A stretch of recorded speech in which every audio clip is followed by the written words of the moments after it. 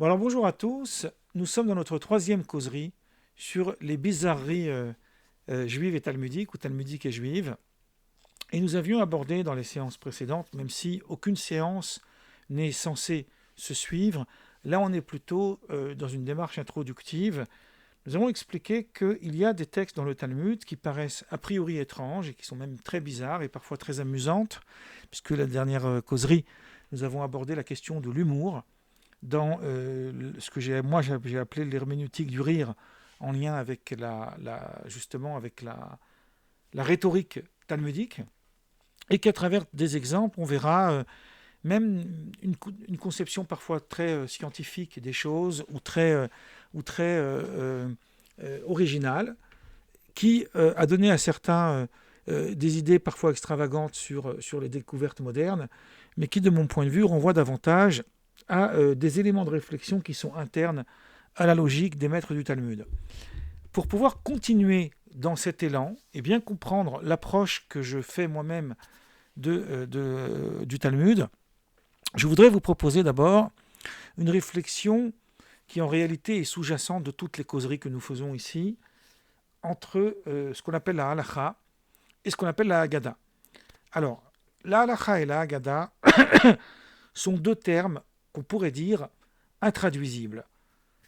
Halacha, ça veut dire la démarche, littéralement, c'est le verbe holer, qui signifie marcher, qu'on traduit à tort par la loi, alors qu'en réalité, la halacha, c'est ce qu'on pourrait dire la démarche, la dialectique, la méthode, l'herméneutique, qui permet de déboucher vers une approche concrète d'une réflexion.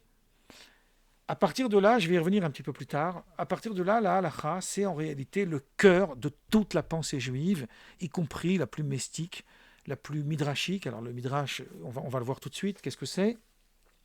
La plus interprétative, parce qu'elle est ce qui permet justement à la pensée juive, on pourrait dire, d'avoir les pieds sur terre, d'avoir le socle bien posé.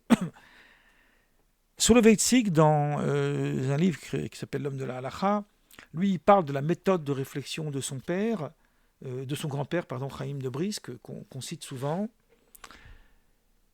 explique très bien cette idée-là, en montrant que bizarrement, étrangement, même sans faire d'anachronisme, parce que ça paraît extravagant ce que je dis, la méthode des rabbins dans leur lecture, dans leur compréhension halachique des textes, ressemble étrangement à l'approche mathématique, scientifique, qui définit d'abord des axiomes et qui, à partir de ces axiomes, analyse des faits, en conformité ou non, avec les axiomes énoncés au départ.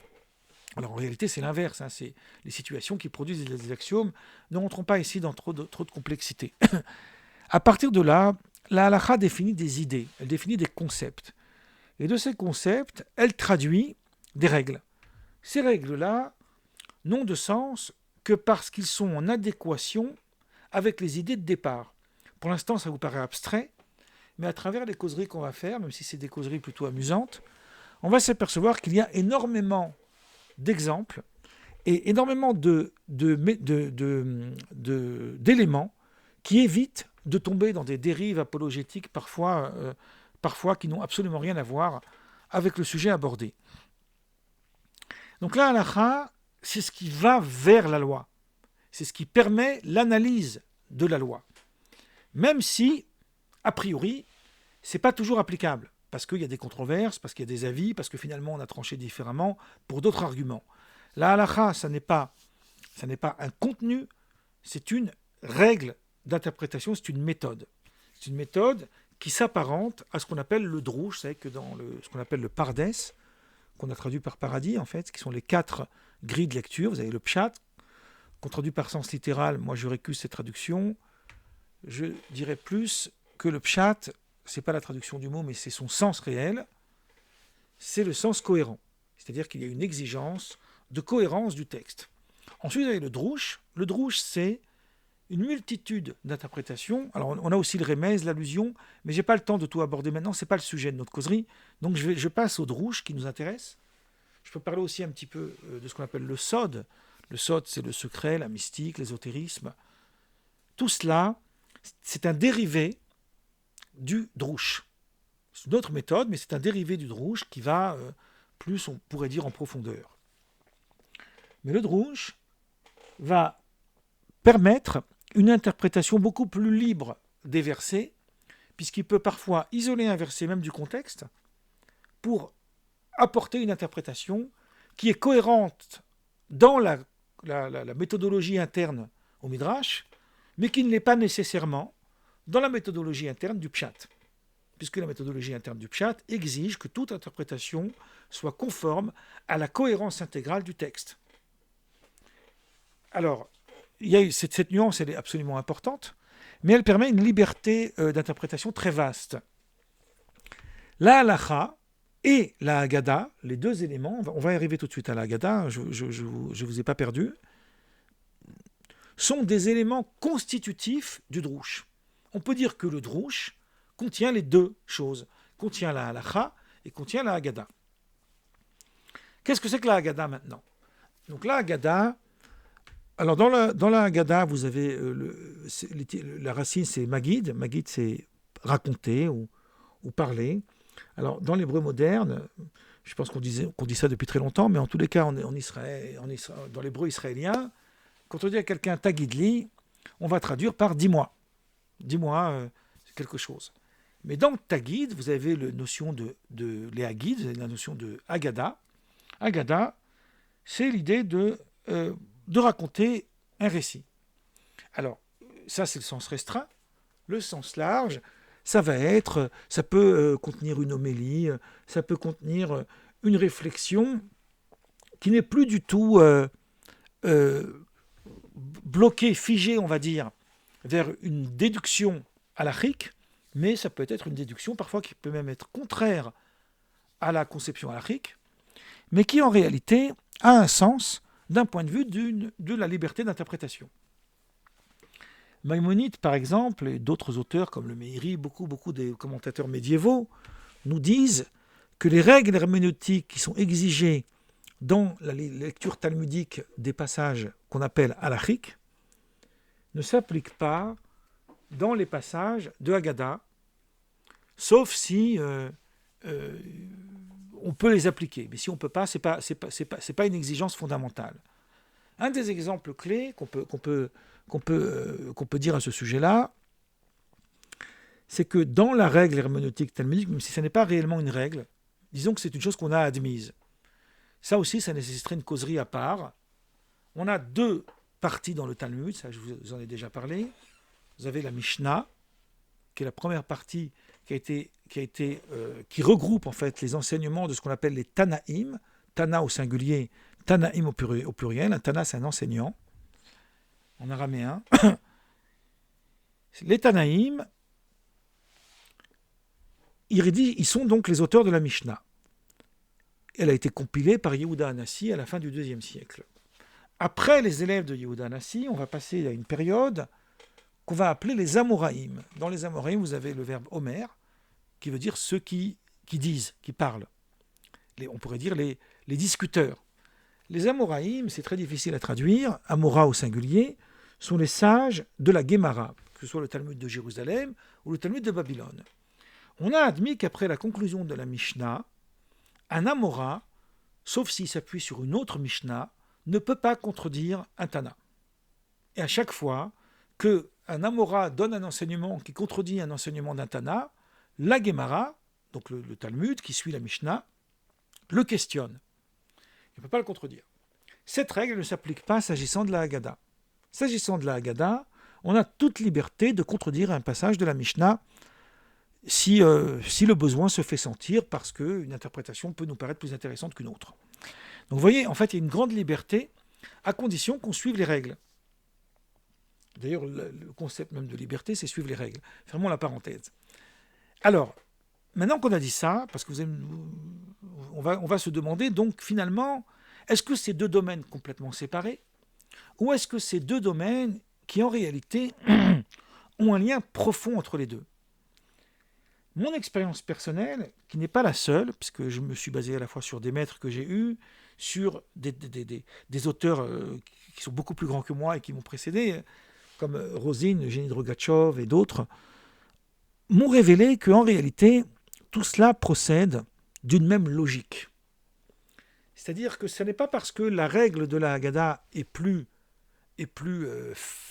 moins contraignante, et moins rigide que la règle de l'interprétation halachique, que ça signifie que les deux domaines sont totalement séparés. En réalité, la Haggadah aussi procède d'abord d'un socle halachique, c'est-à-dire d'un socle conceptuel. Cette découverte m'a permis de comprendre énormément de choses dans les liens intrinsèques qui existent entre les deux logiques. Et déjà, on constate deux choses intéressantes. Dans le Midrash, vous avez le Talmud, qui est inclus dans le corpus midrashique, puisque le Midrash inclut l'intégralité de l'interprétation. Enfin, l'intégralité, pas au niveau de la quantité, parce que la quantité c'est infini, on peut continuer à interpréter même aujourd'hui, mais je veux dire dans les livres qui sont reliés à l'époque des maîtres de la Mishnah et de la Gemara. Donc tous ces textes-là, en réalité on peut monter presque même jusqu'au Xe siècle, ont été regroupés dans différents ouvrages.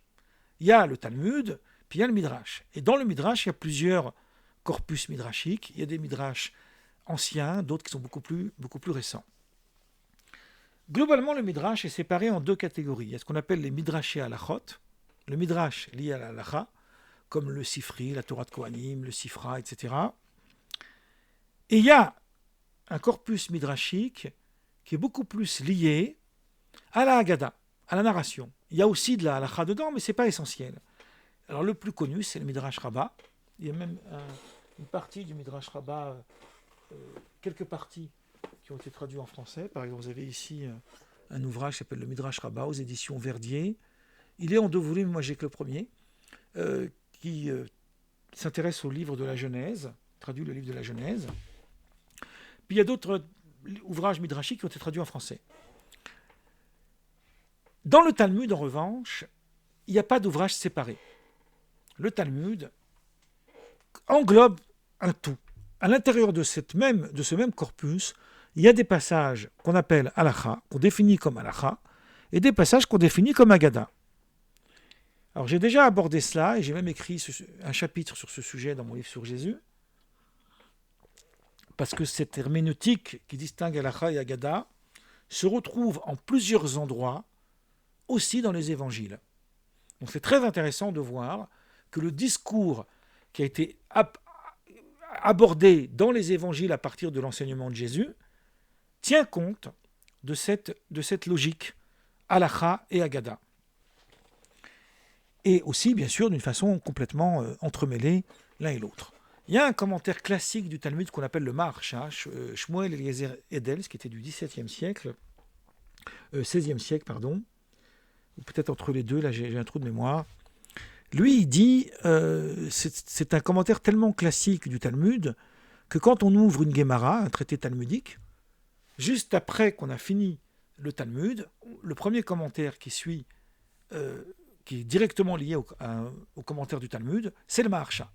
Et dans les écoles talmudiques, les enfants, quand ils commencent à étudier ça, dès qu'ils commencent à faire le Maharsha, à étudier le Maharsha, ils savent qu'ils ont atteint déjà un bon niveau d'étude, puis qu'ils sont capables de comprendre des textes complexes.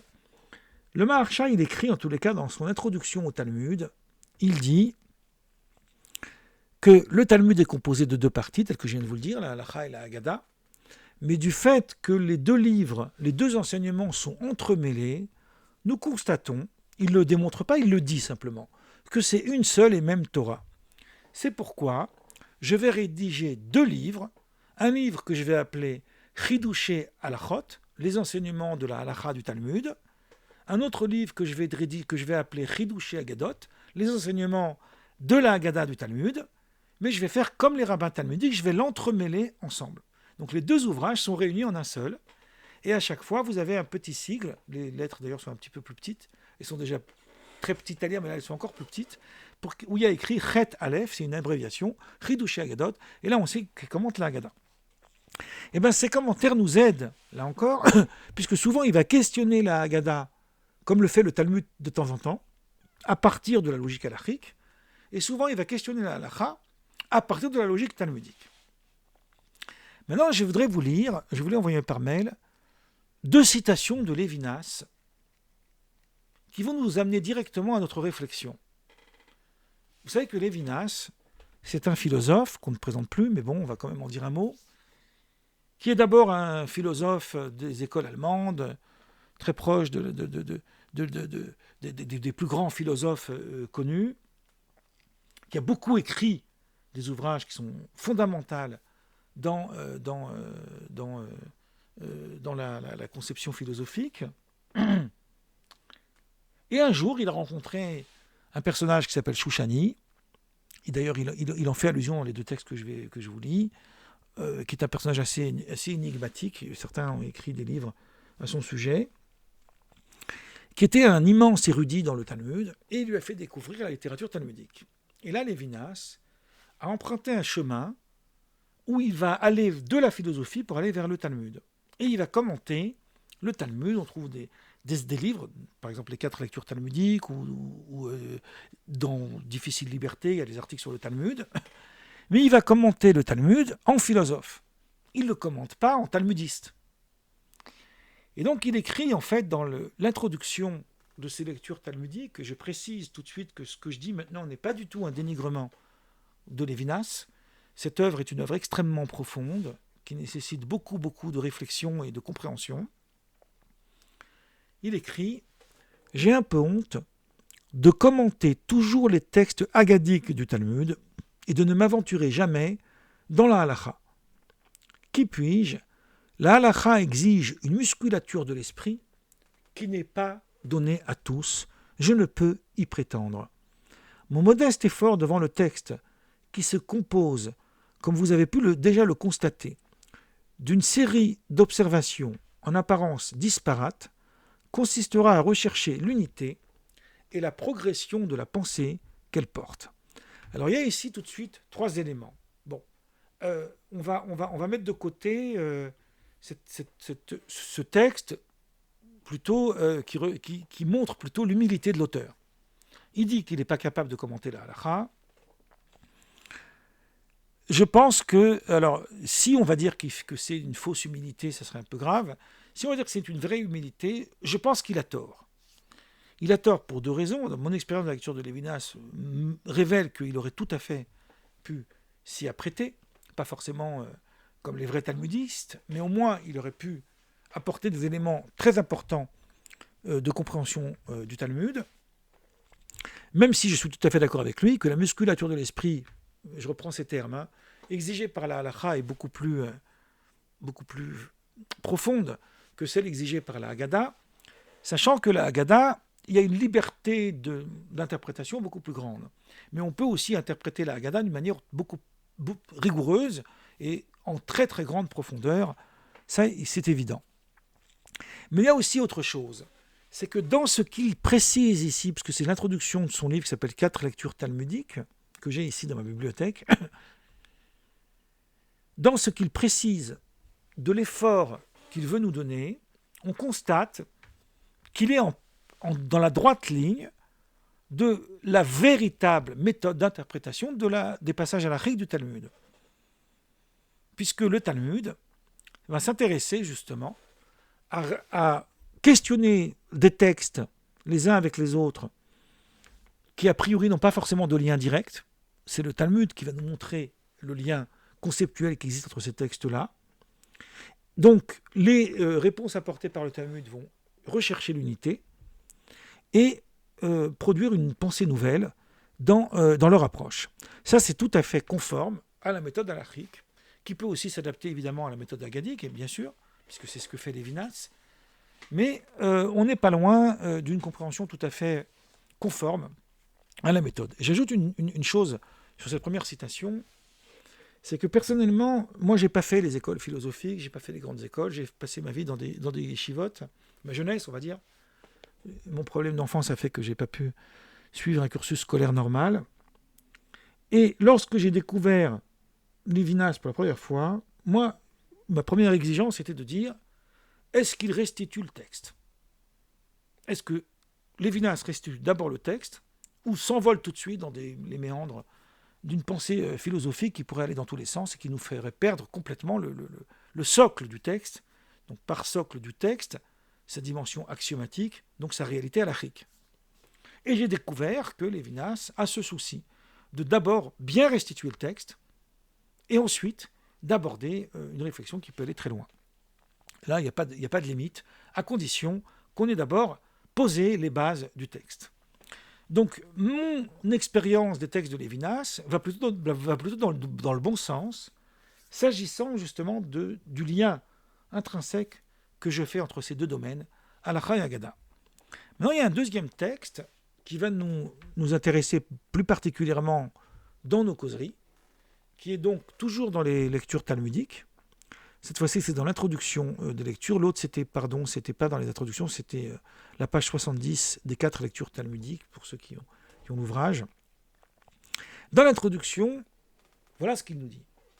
Il est certain que, en discutant du droit de consommer un œuf pondu un jour de fête, ou des indemnités dues pour les dommages causés par un bœuf furieux, là, ici, on donne 2 exemples qui sont presque les plus célèbres du domaine halachique du Talmud. Un œuf qui est pondu un jour de fête, est-ce qu'on peut le consommer ou pas? C'est la première question du traité Betsa qui parle justement des jours de fête. Et le traité s'appelle, le nom du traité s'appelle l'œuf, donc c'est assez amusant. Et on a, dans Baba Kama plus particulièrement, c'est un traité talmudique très très important, un chapitre entier, plusieurs passages très longs, sur le rapport d'un bœuf qui a commis un dommage, qu'on appelle un bœuf furieux. Il y a donc des débats sur des sujets qui paraissent, pour une réflexion philosophique, ça paraît très éloigné. Il nous dit, Lévinas, il est certain qu'en réalité, les sages du Talmud ne discutent ni d'un œuf ni d'un bœuf, qui vole un œuf, vole un bœuf, sans en avoir l'air, mettent en cause des idées fondamentales. Il faut certes avoir rencontré un maître authentique du Talmud pour en être certain. Remonter de ces problèmes rituels fort importants pour leur continuation du judaïsme, donc là, on est dans la dimension halachique, puisque ce qu'il faut, c'est que la continuité de la tradition perdure, et parvenir aux problèmes philosophiques. Et à la fin, il dit, si le Talmud n'est pas la philosophie, ces traités sont une source éminente de ces expériences dont se nourrissent les philosophes. Donc en fait, il n'y a pas de philosophie dans le Talmud jusqu'à ce qu'on la découvre. En gros, voilà ce que je comprends de ce que dit Lévinas, et qui fait aussi partie de mon expérience. Là aussi, dans ce texte, Lévinas nous dit, et étrangement, ça peut vous rappeler la causerie de la semaine dernière, lorsque, en fin de causerie, nous avions abordé cet fameux exemple de la tenaille ou de la pince. Pour créer une pince, il faut une pince, et que donc pour faire la première pince, comme c'est impossible, donc on a imaginé que Dieu aurait créé une pince au moment de la création, et que c'est avec cette pince-là qu'on en a fabriqué d'autres. Et nous, on a analysé ce texte en montrant qu'au contraire, peut-être qu'on est dans les origines même de questions à la fois philosophiques et théologiques sur l'origine du monde, la poule et l'œuf, etc. La poule et l'œuf, on revient à la question de l'œuf, vous voyez qu'il y a toujours des liens à faire. Et ça, c'est juste un exemple que j'ai pris parmi des milliers d'exemples. On ne va pas tous les aborder, bien sûr, ça ne sera jamais exhaustif, mais c'est un moyen de parvenir à ça.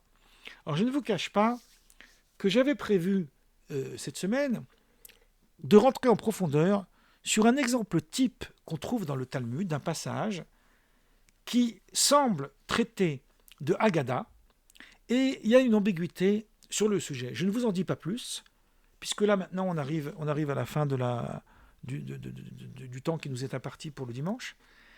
Mais cette causerie, on va la faire en 2 étapes. Là, on s'arrête là maintenant.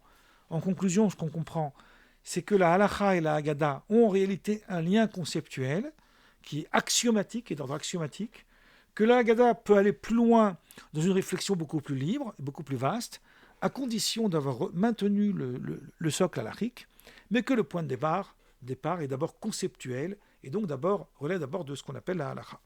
Voilà, je vais m'arrêter pour aujourd'hui, et la semaine prochaine, on poursuivra au travers d'exemples.